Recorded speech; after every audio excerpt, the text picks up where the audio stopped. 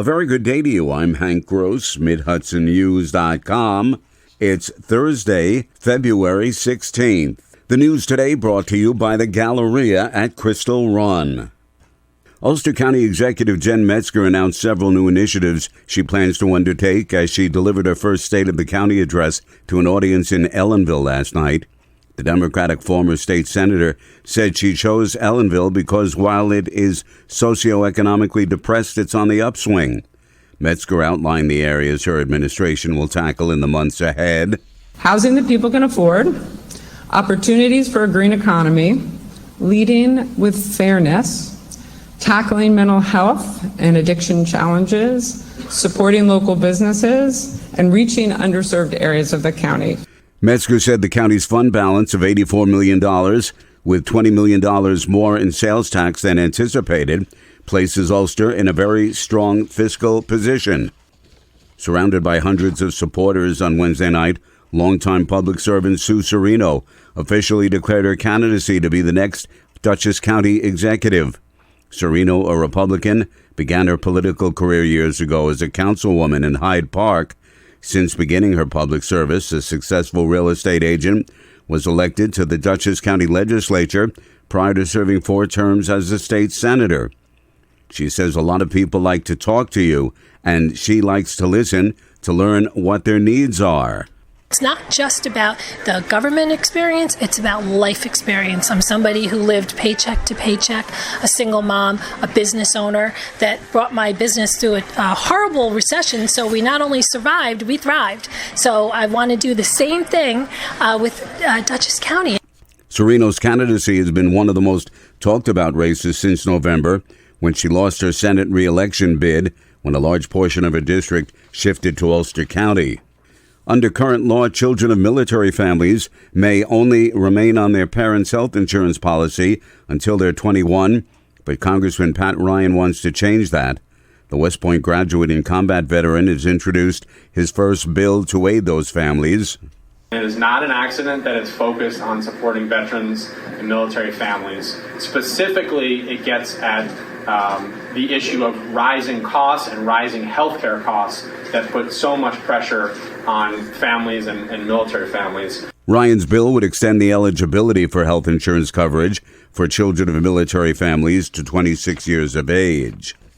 A third Amazon distribution center warehouse is being proposed in Orange County, this one in the town of Wawayanda.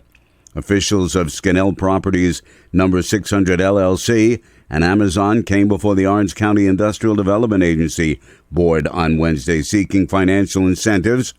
RDA Executive Director Bill Fioravanti says the plans call for an almost 1 million square foot facility. It's a 925,000 square foot distribution center that's planned in the town of Wawayanda. Across 100 acres is I believe, roughly the size of the property. And the applicant is only requesting sales tax exemption and mortgage recording tax exemption for their project. Amazon currently operates a 1 million square foot facility in the town of Montgomery and a smaller one in New Windsor. It is also building a 600,000 square foot center in East Fishkill. More news right after this. Find over 100 retailers allowing you to spend hours shopping safely at the Galleria at Crystal Run. Enjoy the big brands and the diverse selection of family-owned stores all in one location. The Galleria at Crystal Run offers dining options for everyone with Fuji, 110 Grill, Allen's Mediterranean Grill, and Peru Cuisine.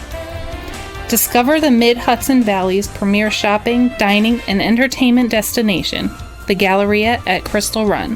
For more information, follow us on Instagram, Facebook, or visit GalleriaCrystalRun.com. Sky Mendoza is coming back home to Middletown thanks to a total community effort for the young woman.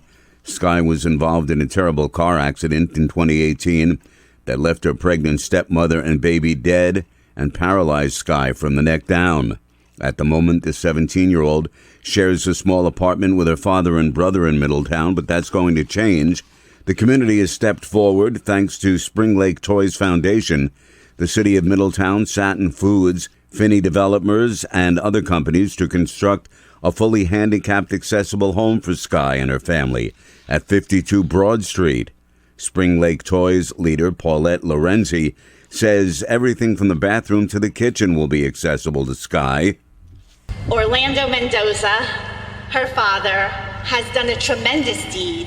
He has actually donated or given back his one-car garage so that could be made into a room for Sky Mendoza. So when Sky has her friends over, she no longer has to sit in her bedroom. She will have a dedicated room to celebrate and party with her friends. The land for the home was donated by the city. Mayor Joseph DeStefano presented Sky's father, Orlando, a key to the city. Ever since the pandemic, Catskill Regional off-track betting parlors have been shuttered and they've never reopened. The agency has been spending down its capital funds to pay bills and salaries of the few left in the administration. The Orange County Legislature, meanwhile, is supporting a component in the governor's proposed budget that would disband that OTB region and allow counties to join another regional unit.